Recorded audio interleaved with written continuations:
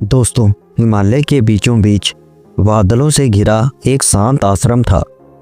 यहाँ रहने वाले संत बहुत कम बोलते थे, पर उनकी हर बात जीवन का सत्य बन जाती थी। उनके पास एक जिज्ञासु शिष्य था, नाम था अनिरुद्ध। वह हर बात को तर्क से समझने का आदी था। एक दिन अनिरुद्ध बोला, गुरुदेव, मैं नेकी करता हूँ, पर कभी कभी उससे नुकसान हो जाता है, तो क्या भगवान सच में कोई योजना चलाते हैं? संत मुस्कुराए, आज तुम गलती करोगे और भगवान तुम्हें उससे बचाएंगे। चलो। अनिरुद्ध चौंक गया। गलती? पर मैं तो हमेशा सही कर्म करता हूँ। फिर भी वह उनके साथ चल पड़ा। रास्ते में उन्हें एक महंगा पर्स मिला। अनिरुद्ध बोल उठा, गुरुदेव, इसे तो मालिक को ढूंढ रहा होगा। मैं इसे उसके घर लौटाने जा रहा हूँ। संत बोले, नहीं, इसे यहीं छोड़ दो। अनिरुद्ध की भौहें चढ़ गई।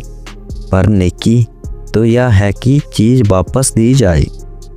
संत बस मुस्कुराए, आज मेरी बात मानो। अनिरुद्ध मन में 1000 सवाल लेकर आगे बढ़ गया। रास्ते में उन्होंने एक घायल घोड़ा देखा। अनिरुद्ध दौड़ पड़ा, मैं इस जानवर को बचाता हूँ।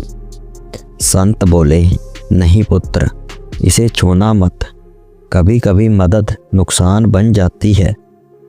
अनिरुद्ध को यह बात बिल्कुल समझ नहीं आई। वह मन ही मन सोचता रहा, आज गुरुदेव मुझे नेकी करने से क्यों रोक रहे हैं? फिर बाजार में उन्हें एक बूढ़ा भिक्षुक बैठा था। अनिरुद्ध ने उसे अपनी रोटी देनी चाहिए, पर संत बोले, रुको, आज नहीं। अब शिष्य लगभग गुस्सा हो गया था। गुरुदेव, नेकी करने से क्या रोकना सही है? संत बोले, शाम तक खुद समझ जाओगे। जैसे ही सूर्य ढलने लगा, अचानक गांव में कोहराम मच गया। एक आदमी चिल्लाता हुआ आया, सावधान, सुबह एक चोर यहाँ पर्स चुराकर भागा है। जो भी पर्स के साथ पकड़ा गया, उसे चोर समझकर गिरफ्तार कर लेंगे। अनिरुद्ध रुक गया। उसने डरकर संत की ओर देखा।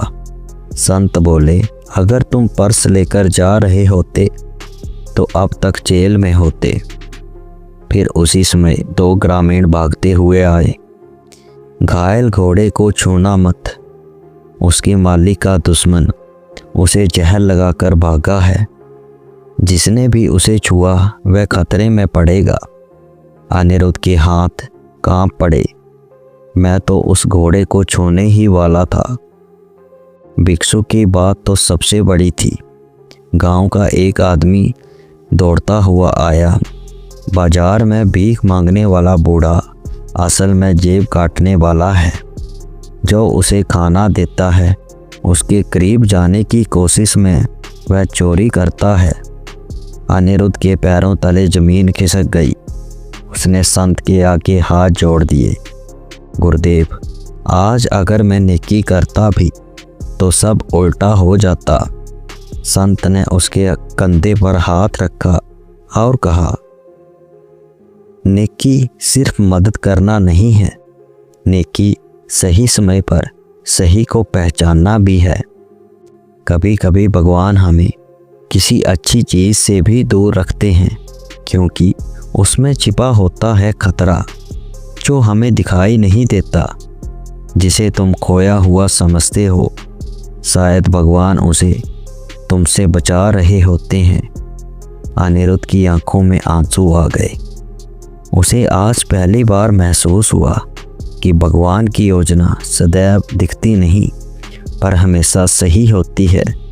दोस्तों, इस कहानी का सार भी यही है कि हर नेकी सही जगह पर नहीं होती और हर नुकसान नहीं होता। दोस्तों, जैसा कि हर बार कहानी के अंत में मैं आपसे कहता हूँ, अच्छे कर्म करिए, अपने बूढ़े माँ बाप की सेवा करिए। और ये कहानी अच्छी लगी तो वीडियो को लाइक करें, अपने परिवार दोस्तों के साथ शेयर करें और कमेंट करके ज़रूर बताएं कि कहानी कैसी लगी। और ऐसी ही और कहानियों के लिए इस चैनल को सब्सक्राइब